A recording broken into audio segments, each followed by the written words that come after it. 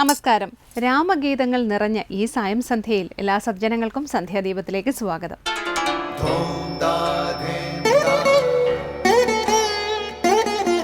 ശുഭം ഭവതു കല്യാണമായുസാരോഗ്യവർദ്ധനം സർവദുഃഖ വിനാശായ സന്ധ്യാദീപം നമോസ്തുതേ.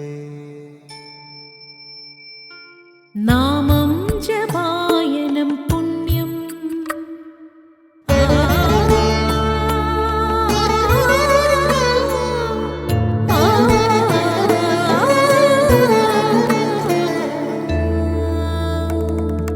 നാമം ജപായനം പുണ്യം നിരുപമദീപാങ്കുരം പോലെ സ്വരശ്രുതിലയവരമതുലം ദീവാങ്കണം മോക്ഷസംഗീതസാരം നീളും വഴിത്താരയിൽ ജീവതാരം മന്ത്രാലാപം മായാവിൻ നിൻ പ്രസാദം.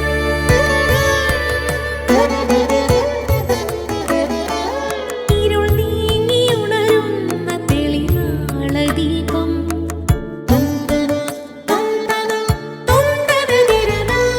ഇരുൾ നീങ്ങിയുണരുന്ന തെളിനാളദീപം പ്രണവാമൃതം ചൊരിയുന്ന ദീപം. ദീപം ദീപം ദീപം ദീപം സന്ധ്യാദീപം.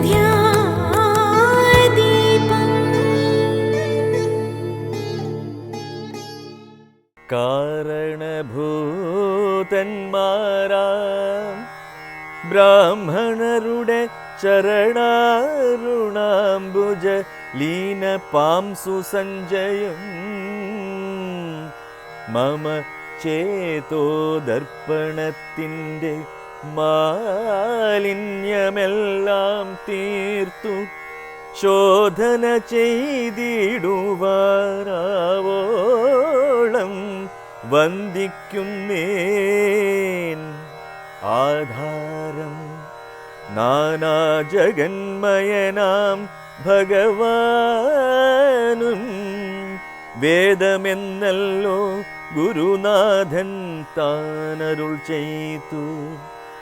വേദത്തിനാധാരഭൂതന്മാരെ കാണായോരു ഭൂദേവ പ്രവരന്മാർ തദ്വരശാപാദികൾ ധാതൃശങ്കര വിഷ്ണു പ്രമുഖന്മാർക്കും മതം വേദജ്ഞോത്തമന്മാർ മാഹാത്മ്യങ്ങൾ ആർക്കു ചൊല്ലാം. പാദസേവകനായ ഭക്തനാം ദാസൻ ബ്രഹ്മപാദജനജ്ഞാനിനാമാദ്യനായുള്ളൊരു ഞാൻ വേദസംഹിതമായി മുമ്പുള്ള ശ്രീരാമായണം ബോധഹീനന്മാർക്കറിയാം വണ്ണം ചൊല്ലിടുന്നേൻ. വേദവേദാംഗവേദാന്താദി വിദ്യകളെല്ലാം ചേതസി തെളിഞ്ഞുണർന്നാവോളം തുണക്കേണം. ധർമ്മമൂർത്തിയാണ് ശ്രീരാമൻ.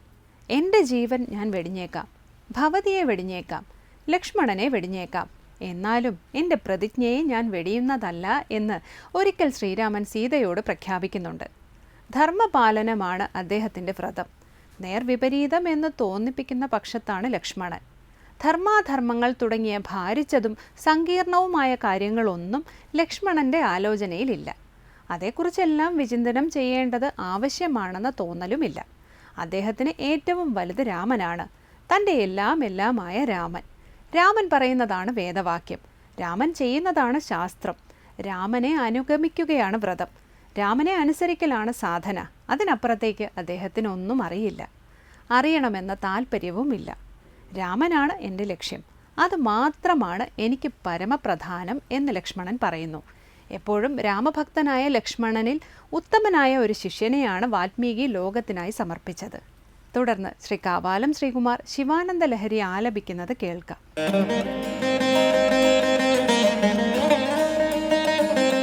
സഹസ്രം വർത്തന്തെ ജഗതി വിബുധാഃ ക്ഷുദ്രഫലദാ ന മന്യേ സ്വപ്നേ വാ തദനുസരണം തത്കൃതഫലം ഹരിബ്രഹ്മാദീനാമപി നികടഭാജാം അസുലഭം ചിരം യാചേ ശംഭോ ശിവ തവ പദാംഭോജഭജനം സഹസ്രം വർത്തന്തെ ജഗതി വിബുധാഃ ക്ഷുദ്രഫലദാ ന മന്യേ സ്വപ്നേ വാ തദനുസരണം തത്കൃതഫലം ഹരിബ്രഹ്മാദീനാമപി നികടഭാജാം അസുലഭം ചിരം യാചേ ശംഭോ ശിവ തവ പദാംഭോജഭജനം. അടുത്തതായി ശങ്കരസ്തോത്രാമൃതം.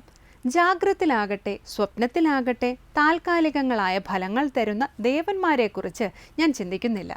അങ്ങനെയുള്ള ഉപാസനകളുടെ ഫലത്തെക്കുറിച്ചും ഞാൻ ചിന്തിക്കുന്നില്ല. ഭക്തി മാത്രമാണ് ഞാൻ ഇച്ഛിക്കുന്നത്. ശ്രീ ശങ്കരാചാര്യരുടെ ശിവാനന്ദ ലഹരിയിലെ 4-ാമത്തെ ശ്ലോകം ശങ്കരസ്തോത്രാമൃതത്തിൽ സ്വാമി ചിദാനന്ദപുരി വിവരിക്കുന്നത് കേൾക്കാം.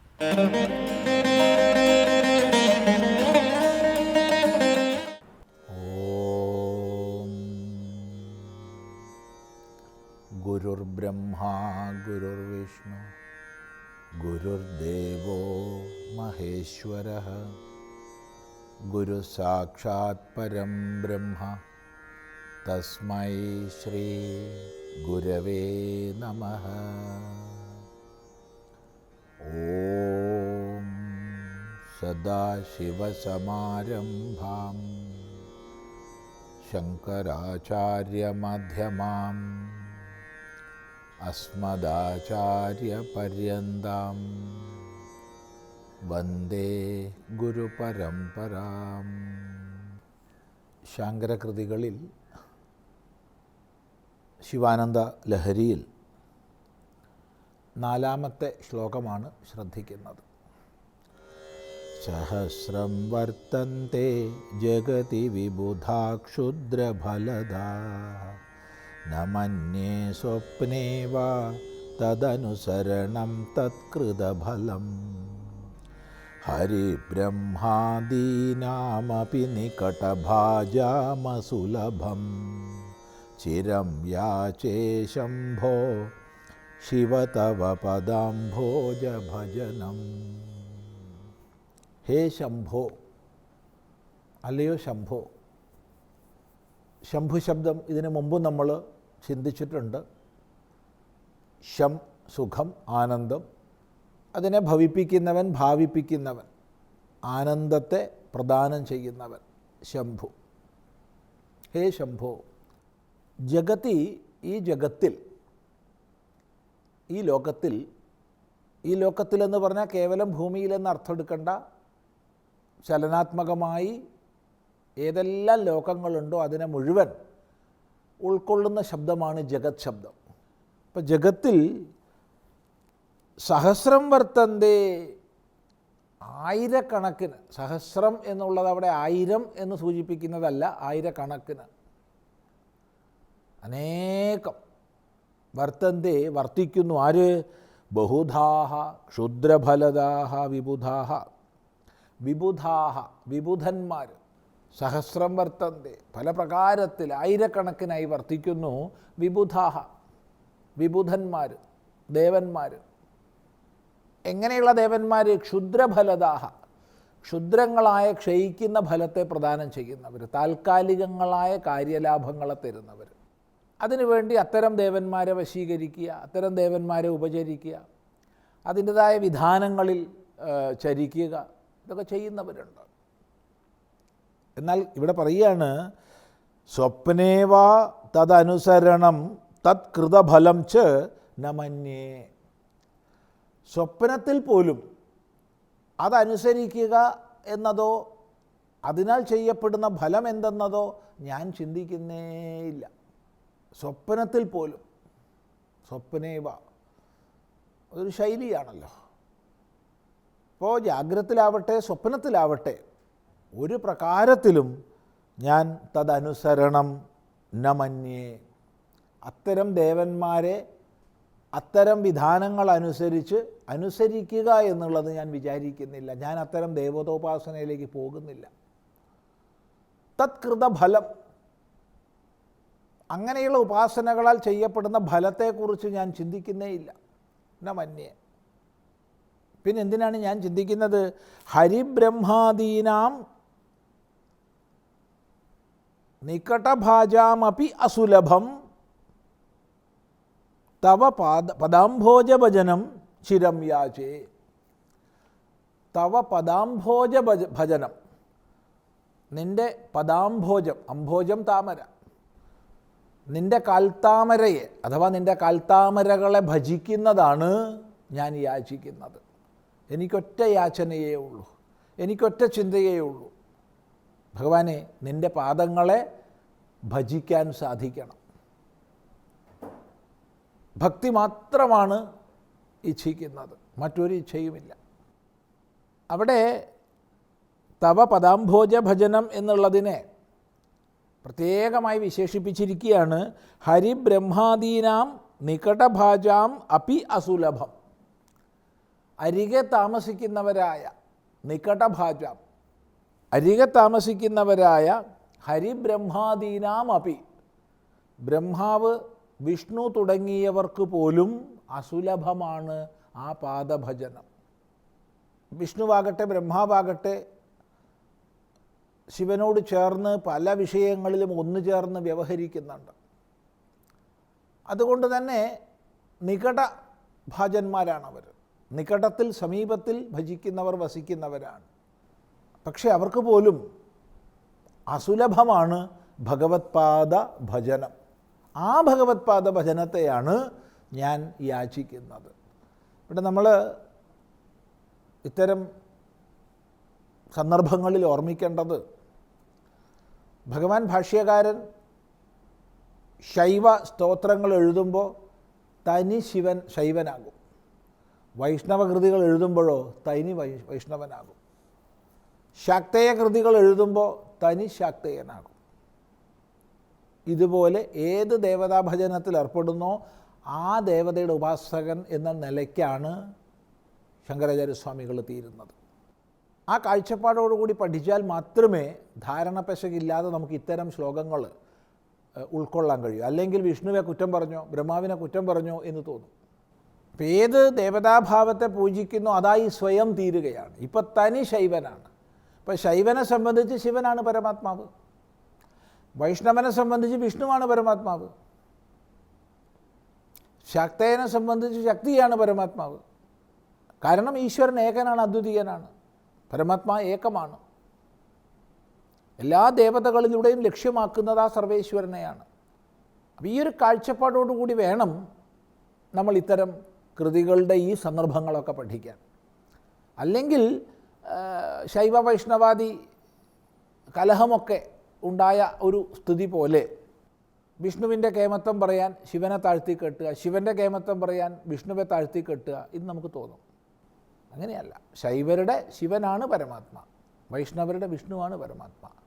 ഇവിടെ ശിവാനന്ദലഹരി എഴുതുമ്പോൾ തന്നെ ശൈവഭാവത്തെയാണ് ശങ്കരാചാര്യസ്വാമികൾ സ്വീകരിച്ചിട്ടുള്ളത്. അത് മനസ്സിലാക്കി കഴിഞ്ഞാൽ ഇവിടെ കലഹത്തിന് അവസ്ഥയില്ല. അതുകൂടി സാന്ദർഭികമായി പറയട്ടെ. തുടർന്ന് നമുക്ക് അടുത്ത പ്രാവശ്യം ചിന്തിക്കാം.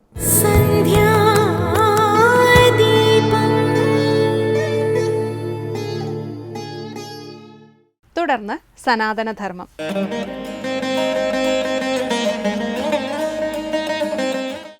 ഓം നമോ ഭഗവതേ വാസുദേവായ. എല്ലാവർക്കും എൻ്റെ പ്രണാമം.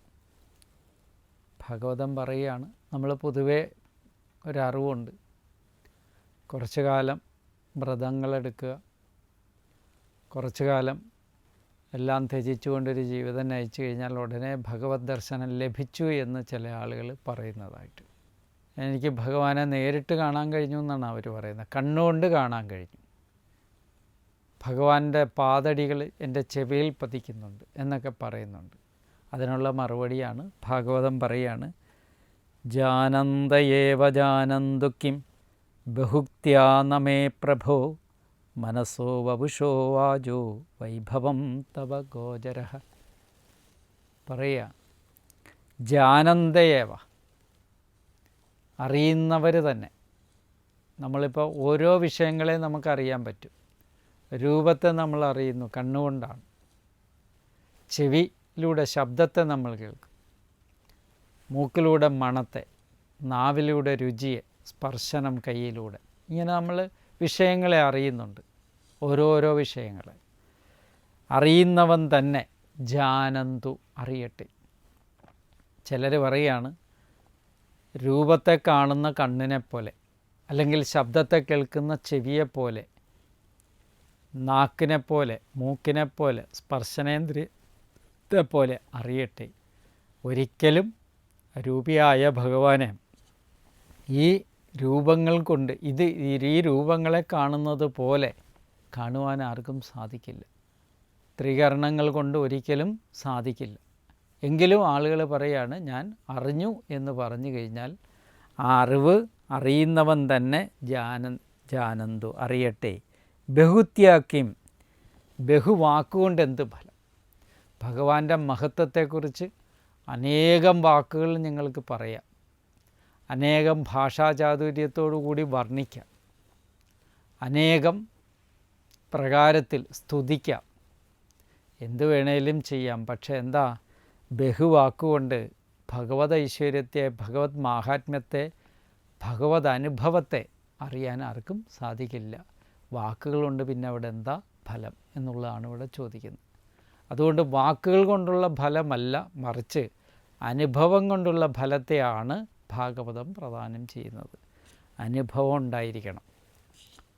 പ്രതിദിനം ഭഗവത് അനുഗ്രഹത്തിന് പാത്രീഭൂതരാകുവാൻ ഉള്ള കർമ്മപദ്ധതി നമ്മളിൽ ഓരോരുത്തരിലും ഉണ്ടാകണം. ദോഷങ്ങൾ അത്രയും നമുക്ക് അറിയണമെന്നുണ്ടെങ്കിൽ എന്തു ചെയ്യണം? ദോഷങ്ങളില്ലാത്തവരുടെ അരികിൽ ചെന്ന് അവരുമായിട്ടുള്ള സത്സംഗത്തിലൂടെ, അവരുമായിട്ട് കൂടിച്ചേർന്നിരിക്കുന്നതിലൂടെ നമ്മളിലുള്ള ദോഷങ്ങളെ നമുക്ക് കാണാൻ കഴിയും. നല്ലൊരു സജ്ജനം ഒരു ദുർജനത്തിൻ്റെ കണ്ണാടിയാണ്. എന്തുകൊണ്ട്? ഈ ദുർജനത്തിൻ്റെ സ്വഭാവങ്ങളെ അത്രയും മാറ്റിയെടുക്കാൻ സജ്ജനത്തിന് സാധിക്കും.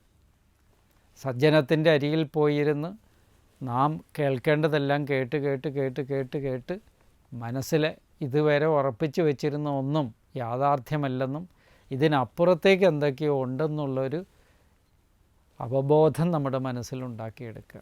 അതാണ് ഈ തരുണത്തിൽ നമുക്ക് ആവശ്യം. അതുകൊണ്ട് പറയുക, ഇവിടെ ബഹുവാക്കുകൊണ്ട് എന്താ പ്രയോജനം? വാക്കുകളൊക്കെ ഇങ്ങനെ വളരെ സരളമായിട്ടും മറ്റുമൊക്കെ പറഞ്ഞതുകൊണ്ട് ഭഗവാനെ അറിയണമെന്നുണ്ടോ? ഇല്ല. പിന്നെയോ, പ്രഭു അല്ലയോ സർവസമർത്ഥനായിരിക്കുന്ന, എല്ലാവിധത്തിലും മനുഷ്യർക്ക് സാമർഥ്യത്തെ നൽകുന്നവനാണ് ഭഗവാൻ. അങ്ങനെ സർവസമർത്ഥനായിരിക്കുന്ന പ്രഭു, തവ അല്ലയോ ഭഗവാനെ, നിൻ തിരുവടിയുടെ, നിൻ്റെ വൈഭവം, മാഹാത്മ്യം, ഭഗവാന്റെ മാഹാത്മ്യത്തെ ആരെങ്കിലും ഇപ്രകാരത്തിൽ പറഞ്ഞ് അറിയുന്നു, അറിയട്ടെ എന്നൊക്കെ വിചാരിച്ചിട്ടുണ്ടെങ്കിൽ, മാഹാത്മ്യം മേ, എൻ്റെ മനസ്സിൽ, അതുപോലെ വപുഷഃ മനസ്സിനും ശരീരത്തിനും, വാചക വാക്കിനും നഗോചര, വിഷയമല്ല. ഈ ഭഗവാനെന്ന് പറയുന്ന ഭഗവാന്റെ മാഹാത്മ്യത്തെ ആരെങ്കിലും അറിഞ്ഞു എന്ന് പറഞ്ഞു കഴിഞ്ഞാൽ അവരെന്തല്ല, മനസ്സിന് വിഷയമല്ലത്. ഭഗവാൻ മനസ്സിന് വിഷയമല്ല. പിന്നെന്താണ്? വപുഷഃ ശരീരത്തിന് വിഷയമല്ല. പിന്നെയോ വാചക വാക്കിന് വിഷയമല്ല. നഗോചര വിഷയമല്ല. അപ്പം ഇതിനൊന്നും വിഷയമല്ലാത്ത ഭഗവാനെ അറിഞ്ഞു എന്ന് ആരെങ്കിലും പറഞ്ഞാൽ അവർ പറയുന്നത് എന്താണെന്ന് നമ്മൾ വ്യക്തമായി സാധുക്കളായ ഭക്തജനങ്ങൾ അറിഞ്ഞുകൊള്ളുക. എത്രയോ കാലത്തെ തപസ് കൊണ്ട്, എത്രയോ കാലത്തെ പ്രയത്നം കൊണ്ടാണ് ഒരു മനുഷ്യൻ്റെ മനസ്സ് തന്നെ വിശുദ്ധിയെ പ്രാപിക്കുന്നത്. നിരന്തരമായ കർമ്മവിശുദ്ധി ഉണ്ടാകണമെന്നുണ്ടെങ്കിൽ അവൻ നിരന്തരമായ അഭ്യാസവും തന്നിലേക്ക് ഒതുങ്ങുകയും വേണം. ബഹുചിന്തകൾ നമ്മുടെ മനസ്സിനെ ബഹുകർമ്മത്തിലേക്ക് വ്യാപരിപ്പിക്കുകയാണ് ചെയ്യുന്നത്. അതേസമയം മനസ്സിനെ ഒതുക്കി നിർത്തുവാൻ, മനസ്സിൽ ആവശ്യമുള്ള വിഷയങ്ങളിൽ മാത്രം വ്യാപരിക്കുവാൻ, മനസ്സിനെ വ്യാപരിപ്പിക്കുവാൻ, ആവശ്യമില്ലാത്തതിൽ നിന്ന് ഒതുക്കി നിർത്തുവാൻ നമുക്ക് സാധിക്കണമെന്നുണ്ടെങ്കിൽ ഞാൻ അറിയുന്ന ഭഗവാനെന്ന് പറയുന്നത് മനസ്സിനോ ശരീരത്തിനോ വാക്കിനോ വിഷയമല്ലാത്തതാണ് എന്ന് ഭാഗവതം നമ്മളോട് വെളിപ്പെടുത്തി തരുന്നു. മനസ്സിന് വിഷയമല്ല. മനസ്സെന്ന് പറഞ്ഞാൽ എന്താണ്? അത് എപ്പോഴും നിശ്ചലമല്ല, എപ്പോഴും എന്താണ്? ചാബല്യത്തോടു കൂടിയാണ്, ചഞ്ചലതയോടു കൂടിയതാണ് മനസ്സ്. ആ ചഞ്ചലതയോടു കൂടിയ മനസ്സിനെ വിവേകം കൊണ്ടാണ് ഉറപ്പിക്കേണ്ടത്. വിവേകം ഉണ്ടാകുമ്പോൾ മാത്രമേ ചാഞ്ചല്യം മനസ്സിന് നഷ്ടപ്പെടുകയുള്ളൂ. അപ്പോഴാണ് മനസ്സ് സുസ്ഥിരമായി ഭഗവാനിൽ നിൽക്കുന്നത്. പിന്നെ അതുപോലെ തന്നെ ശരീരം എന്ന് പറഞ്ഞാൽ ഇത് മൺമറഞ്ഞു പോകുന്ന ശരീരമാണ്. പഞ്ചഭൂതാത്മകമായ ശരീരം എന്നെങ്കിലും ഒരിക്കൽ എവിടെയെങ്കിലും പതിക്കും, അത് ഈ മണ്ണോട് ചേർന്നും പോകും. ആ ശരീരത്തിനും ഭഗവാനെ അറിയാൻ കഴിയില്ല. വാക്കെന്ന് പറഞ്ഞാൽ ഇന്ന് പറയുന്നത് നാളെ നമുക്ക് പറയാൻ പറ്റിയെന്ന് വരില്ല. ഇന്ന് പറയുന്നത് പോലെ തന്നെ നാളെയും പറയാൻ നമുക്ക് സാധിക്കില്ല. അതും മാറി മറിഞ്ഞുകൊണ്ടിരിക്കുന്നു. ഇങ്ങനെ അസ്ഥിരമായി നിൽക്കുന്ന വസ്തുക്കളെ വെച്ചുകൊണ്ട് ഭഗവാനെ അളക്കാൻ ശ്രമിക്കുമ്പോൾ ഭഗവത് മാഹാത്മ്യത്തിൽ നിന്ന് നമ്മൾ ഒരുപാട് വിദൂരത്താണെന്ന് അറിഞ്ഞുകൊള്ളണം. എവിടെയാണ് ഭഗവാൻ വസിക്കുന്നതെന്ന് ചോദിച്ചു കഴിഞ്ഞാൽ ഇതുപോലെ ഭഗവത് മാഹാത്മ്യം സർവത്തിനും വിഷയമല്ലാതെ തന്നിൽ തന്നെ അന്തര്യാമി രൂപേണ വർത്തിക്കുന്നുണ്ട്. അതിൻ്റെ അരികിലെത്താൻ പ്രാർത്ഥനാപൂർവം ചെല്ലുക എന്നാണ് ഭാഗവതം നമ്മെ പഠിപ്പിക്കുന്നത്. അതുകൊണ്ട് ഭാഗവതത്തിലൂടെ പ്രകാശനം ചെയ്യുന്നത് എന്താണെന്ന് ചോദിച്ചു കഴിഞ്ഞാൽ ആ ഭഗവത് മാഹാത്മ്യത്തെ അനുഭൂതിയാക്കി മാറ്റുവാൻ പ്രയത്നിക്കുന്ന സജ്ജനങ്ങളെ സൃഷ്ടിക്കുക എന്നുള്ളത് തന്നെയാണ്. അതാണ് നാം ഓരോരുത്തരും ഓർത്ത് വയ്ക്കേണ്ടത്. എല്ലാവർക്കും നമസ്കാരം.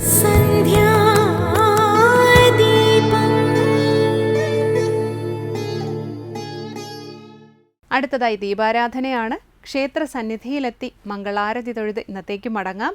എല്ലാവർക്കും നമസ്കാരം.